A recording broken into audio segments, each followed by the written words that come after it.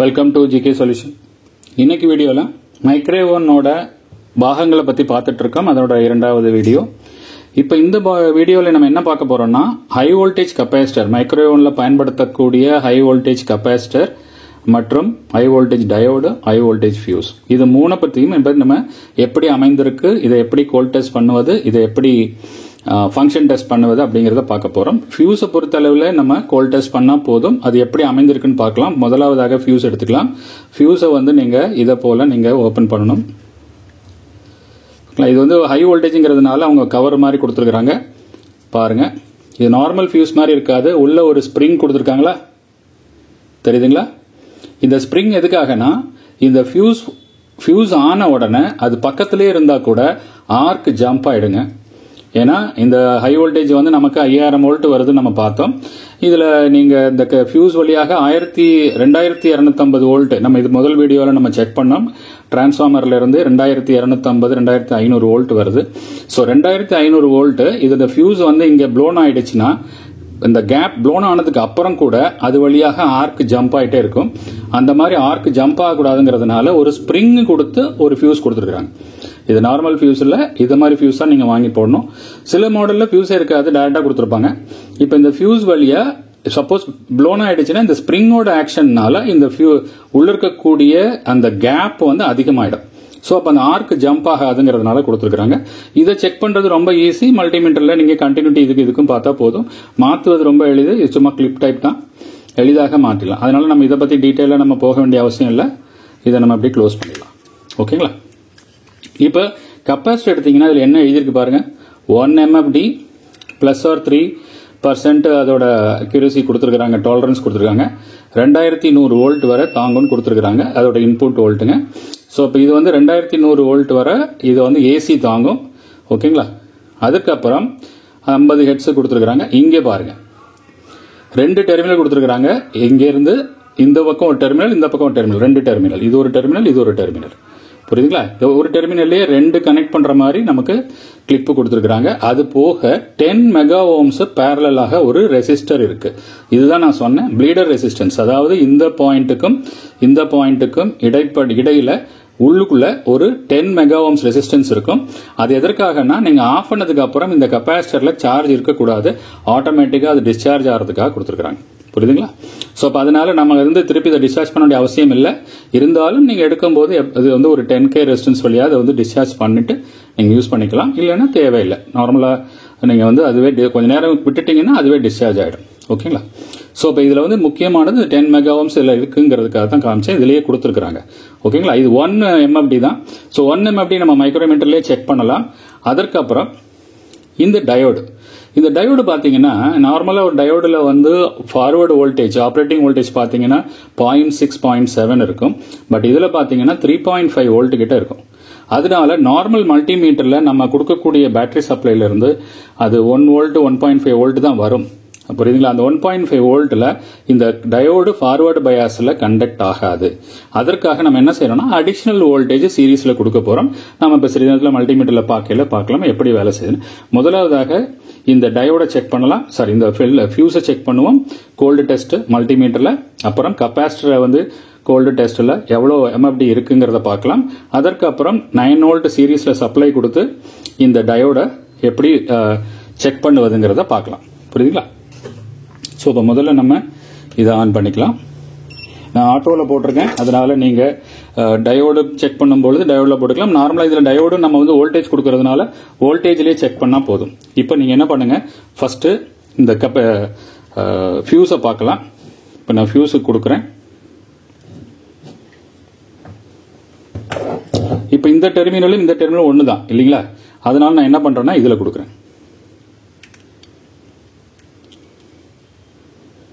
எளிதா இருக்கிறதுக்காக கொடுக்குறேன். பாத்தீங்களா? இப்போ இந்த ஃபியூஸ் நமக்கு 1.7 ஓம்ஸ் காமிக்குது. ஹை வோல்டேஜ்ல அதோட ஒயர்னால நம்ம காமிக்குது. அதோட கனெக்டர்லாம் நம்ம அது கொடுத்துருக்கிறதுனால அதனால இந்த ஃபியூஸ் போயிடுச்சுன்னா இமீடியட்டா அது ரிலீஸ் ஆகிறதுக்காக உள்ள மெக்கானிசம் கொடுத்துருக்காங்க. ஃபியூஸ் செக் பண்ணுவது ஒரு பெரிய விஷயம் இல்லை, எளிதாக நீங்க பண்ணிடலாம். இப்போ அடுத்ததாக கெபாசிட்டர் செக் பண்ணலாம். கெபாசிட்டர் இந்த டெர்மினலுக்கும் இந்த டெர்மினல் கொடுக்கலாம். இதுல என்ன பண்ணிக்கலாம்னா இதை கெபாசிட்டர் மோடுக்கு மாத்திருக்கேன். ஏன்னா இதுல பார்க்கலாம் ஓரளவுக்கு அக்யூரஸியா கிடைக்கும். பார்க்கலாம். 1.2 மைக்ரோ ஃபேரட் இருக்குங்க. 1.2 மைக்ரோ ஃபேரட் வந்து ஒரு நல்ல வேல்யூ தான். ஸோ இப்போ இதை வந்து நீங்க மாத்தி கொடுத்தீங்கன்னா அந்த கெப்பாசிட்டர் சார்ஜ் டிஸ்சார்ஜ் ஆகிட்டு திருப்பி வரும். புரியுதுங்களா? இப்போ நம்ம என்ன செய்யறோம்னா, இந்த மாதிரி ஒரு கெப்பாசிட்டர் மீட்டர் உங்கள்ட்ட இருந்தது அப்படின்னா, சிஎஸ்ஆர் மீட்டர் அந்த மாதிரி இருந்ததுன்னா நீங்க அது வழியாவே நீங்க கெப்பாசிட்டர் செக் பண்ணிடலாம். நார்மலா நீங்க நார்மல் மல்டிமீட்டர்ல பாத்தீங்கன்னா 1 MFD கரெக்டா காமிக்கும்.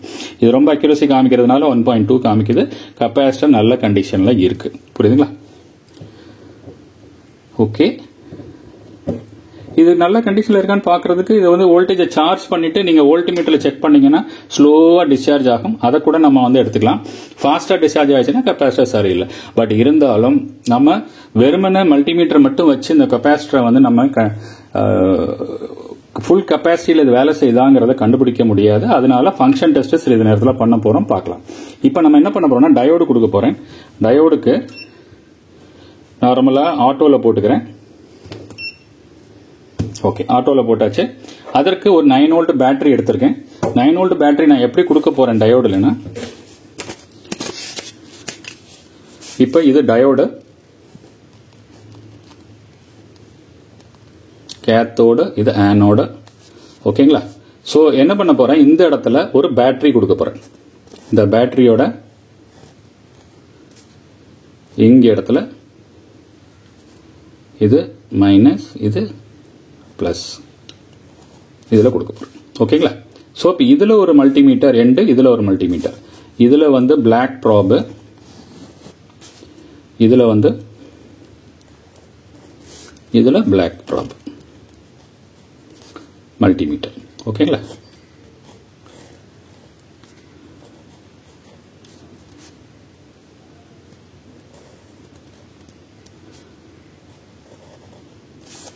இதை போல நம்ம கொடுக்க போறோம். நான் இதில் கொடுக்கறத நீங்க பிராக்டிகலா காமிக்கிறேன், எப்படி வருதுங்கிறத பாருங்க. நான் சொன்னது போல இதுல இருக்கக்கூடிய 2 ப்ராபை நாம இதுல கொடுத்துடலாம்.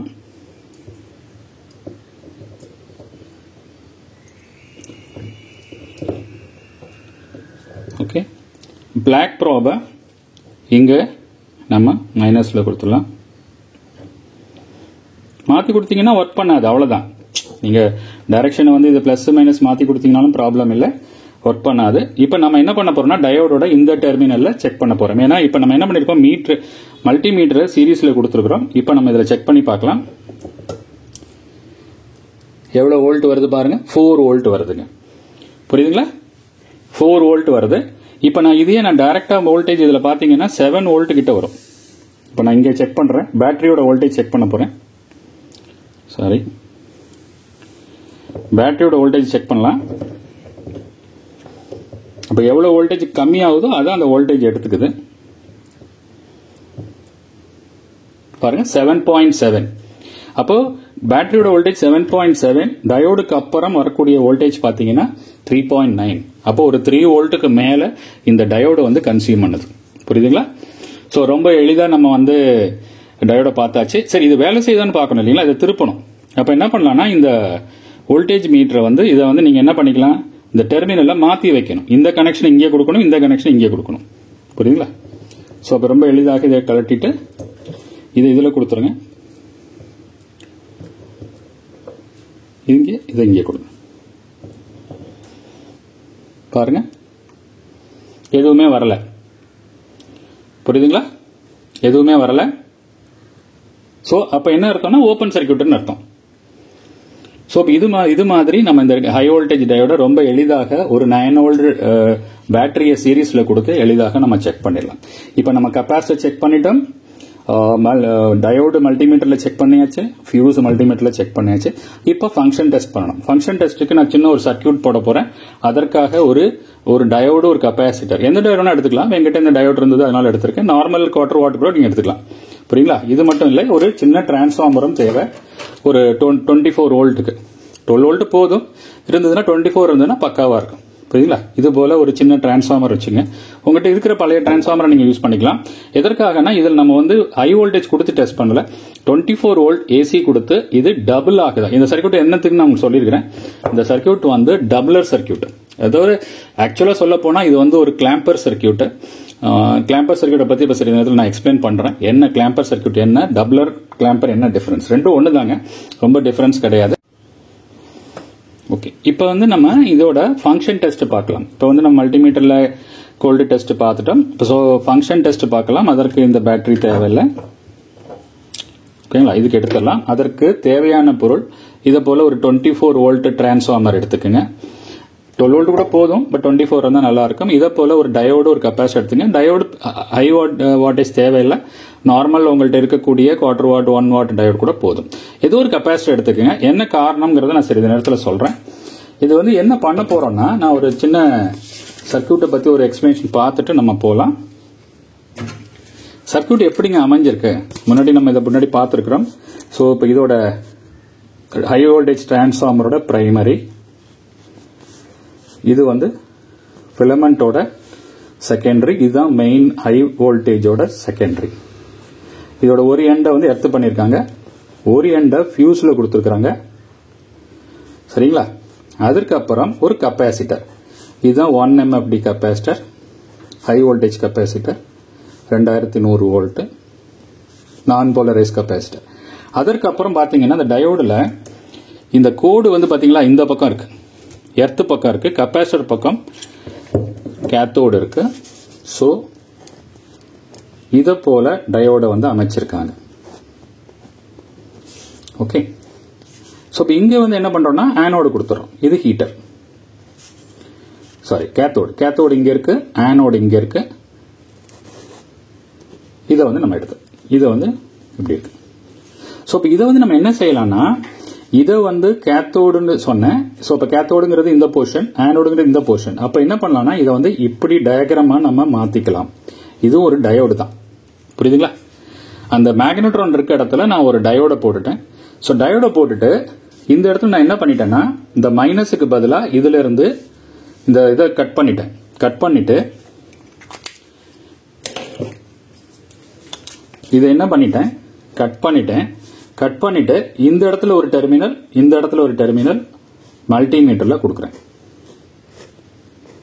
வோல்ட் மீட்டருங்க, மல்டிமீட்டர்ல வோல்ட் மீட்டர்ல கொடுக்குறேன். அப்ப என்ன அர்த்தம்னா, இங்க நான் 24 வோல்ட் கொடுக்க போறேன், ஏசி கொடுக்க போறேன். ஓகே, இந்த ஏசி என்ன ஆகணும்னா இதுல டபுளர் ஆகி அங்க கிடைக்கும். அப்ப இங்க எவ்வளவு வோல்ட் கிடைக்கணும், 24ங்கிறது உங்களுக்கு RMS வேல்யூ. ஸோ இப்போ இங்கே கிட்டத்தட்ட பார்த்தீங்கன்னா 1.4 டைம்ஸ், அதாவது ஒரு 65 to 67 வோல்ட் வந்து கிடைக்கும், டிசி கிடைக்கும். ஓகேங்களா. என்ன ரீசன் நம்மளுடைய சொல்லியிருக்கிறேன், RMS வேல்யூ தான் இந்த மீட்டர்ல ஏசியில் கிடைக்கும். அது டிசியா மாறினோன்னா கெப்பாசிட்டர்ல சார்ஜ் ஏறி இங்கே ஒரு கெப்பாசிட்டர் போட்டுருவோம். இந்த இடத்துல அந்த வோல்டேஜை நம்ம பார்க்கறதுக்காக கெப்பாசிட்டர் போட்டுருவோம். கெப்பாசிட்டர் போட்டாச்சுன்னா வோல்டேஜ் வந்து நிலையா இருக்கும். இல்லைன்னா என்ன ஆகும்னா, அது ஏசி மாதிரி கிடைக்கும் போது உங்களுக்கு ஃபுல் வோல்டேஜ் கிடைக்காது, பாதி வோல்டேஜ் தான் கிடைக்கும். அது என்ன காரணம்னு நான் சிறிது நேரத்தில் சொல்றேன். இப்போ இது எப்படி நடக்குது பாருங்க. ஃபர்ஸ்ட் என்ன நடக்கும்னா, இதுல வந்து பாசிட்டிவ் சைக்கிள், ஆப்ஸ் 2 சைக்கிள் வரும் இல்லைங்களா. இங்கேயும் 2 சைக்கிள் வரும். இங்க பாசிட்டிவ் வரும்போது இங்க நெகட்டிவ் வரும். அதனால நம்ம ஒரு சைக்கிளா பார்க்கலாம். பாசிட்டிவ்ல என்ன நடக்குதுன்னு பாருங்க. பாசிட்டிவ்ல என்ன நடக்கும், இங்க இருந்து வந்து கெப்பாசிட்டர்ல வந்து இந்த டெர்மினல்ல பாசிட்டிவ் ஆகும். ஓகேங்களா. நெகட்டிவ் வந்து இது வழியாக, இது பூரா கனெக்டட். ஸோ இது வழியாக நெகட்டிவ் வந்து நெகட்டிவ் இந்த டைரக்ஷன்ல நெகட்டிவ் பாஸ் ஆகுங்க, பாசிட்டிவ் இந்த டைரக்ஷன்ல பாஸ் ஆகும், நெகட்டிவ் இந்த டைரக்ஷன்ல பாஸ் ஆகும். அப்படிதான் நீங்க கணக்கு எடுத்துக்கணும். ஸோ நெகட்டிவ் வந்து இந்த டைரக்ஷன்ல கிராஸ் ஆகி இங்க நெகட்டிவ் கிடைக்கும். அப்ப என்ன பண்ணும், இது பாசிட்டிவ் சைக்கிள் இருக்கும்போது இந்த கெப்பாசிட்டர் சார்ஜ் ஏறும். அப்போ இங்க வந்து போகாது, ஏன்னா இங்க மைனஸ் வருது. இங்க மைனஸ் வந்ததுன்னா இது வழியாக மைனஸ் கிராஸ் ஆகாது. அதனால இந்த பக்கம் எந்த ஒரு கரண்ட்டும் பாஸ் ஆகாது. அப்ப நம்ம பாசிட்டிவ் சைக்கிள்ல ஒன்லி இந்த கெப்பாசிட்டரை மட்டும்தான் சார்ஜ் பண்ணும். ஓகே, இப்ப நெகட்டிவ் சைக்கிள் வருது. நெகட்டிவ் சைக்கிள் வரும்போது என்ன ஆகும், இங்க வந்து மைனஸ் வரும். நெகட்டிவ் சைக்கிள் இங்க மைனஸ், இங்க பிளஸ் வரும் இல்லைங்களா. நெகட்டிவ் சைக்கிள் அப்போ பிளஸ் மைனஸ், மைனஸ்க்கு அப்புறம் எகைன் பிளஸ் மைனஸ். அப்ப இங்க ஒரு 24 வோல்ட், இங்க ஆல்ரெடி ஒரு 24 வோல்ட் நம்ம கிரியேட் பண்ணி வச்சிருக்கிறோம். இது வழியாக பாசிட்டிவ் வோல்டேஜ் போகாது, அதனால இது கட் ஆயிடும். சோ அப்ப என்ன ஆகும்னா, இதுல இருந்து ப்ரொடியூஸ் பண்ணக்கூடிய வோல்டேஜ் 24 பிளஸ் இதுல சார்ஜ் ஏறி இருக்கிற 24 வோல்ட் டிசி. ஓகேங்களா 24 வோல்ட். இந்த 24 வோல்ட் 48 வோல்ட்டாக இதை டயோட கிராஸ் பண்ணும்.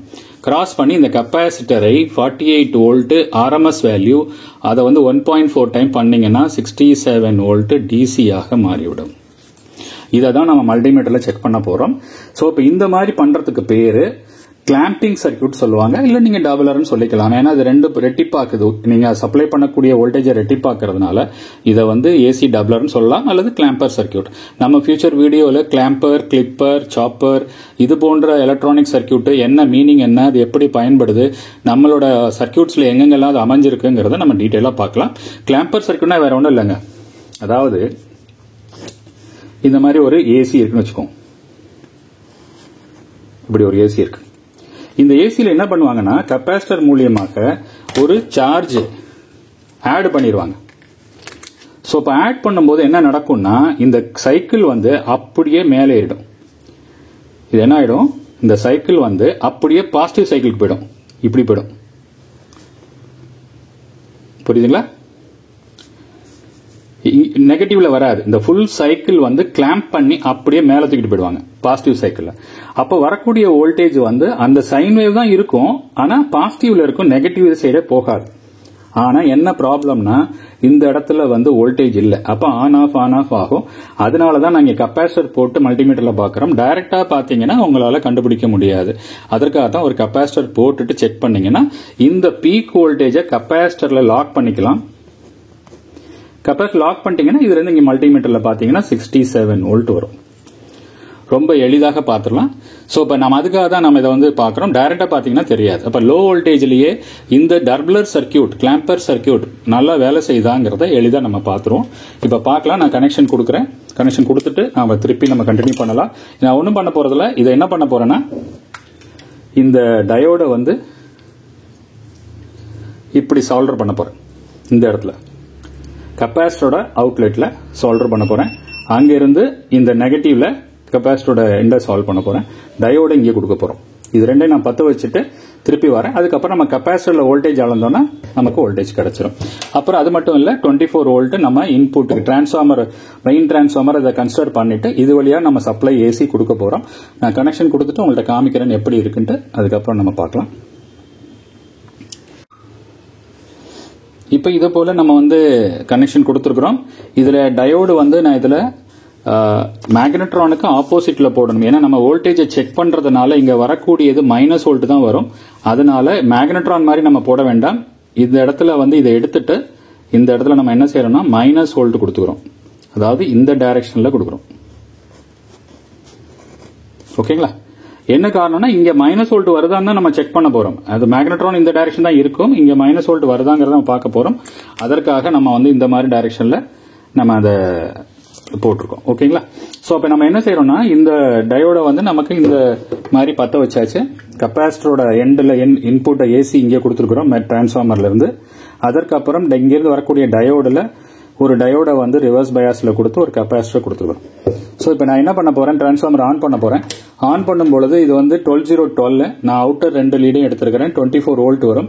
24 வோல்ட்டை நான் சொன்னது போல கெப்பாசிட்டர் ஃபியூஸோட ஒரு எண்ட்லையும் டயோட ஹை வோல்டேஜ் டயோட ஒரு எண்ட்லையும் நம்ம வந்து கனெக்ட் பண்ணியிருக்கோம். புரியுதுங்களா? நான் மல்டிமீட்டர் வந்து இந்த கெப்பாசிட்டருக்கு பேரலா கொடுத்துருக்கிறேன். அதாவது இந்த கெப்பாசிட்டருக்கு பேரலாக மல்டிமீட்டர் கொடுத்துருக்கேன். ஸோ 24 வோல்ட் கொடுத்தா எவ்வளவு வோல்ட் வருதுன்னு பாருங்க. பாத்தீங்களா? 65 வோல்ட் 66 வோல்ட் கிட்ட வருது. அப்ப டபுளர் ஆகுது. புரியுதுங்களா? பர்ஃபெக்டா ஆகுது. இன்னமும் நான் வந்து உங்களுக்கு எத்தனை வோல்டேஜ் இதுல டிரான்ஸ்ஃபார்மர்ல ப்ரொடியூஸ் ஆகுதுன்னு காமிக்கிறேன். பாருங்க பாருங்க 26 வோல்ட் டிரான்ஸ்ஃபார்மர்ல ஓபன் சர்க்கியூட் வோல்டேஜ் காமிக்குது. இதே நான் வந்து இதுக்கு அப்புறம் காமிக்கிறேன்.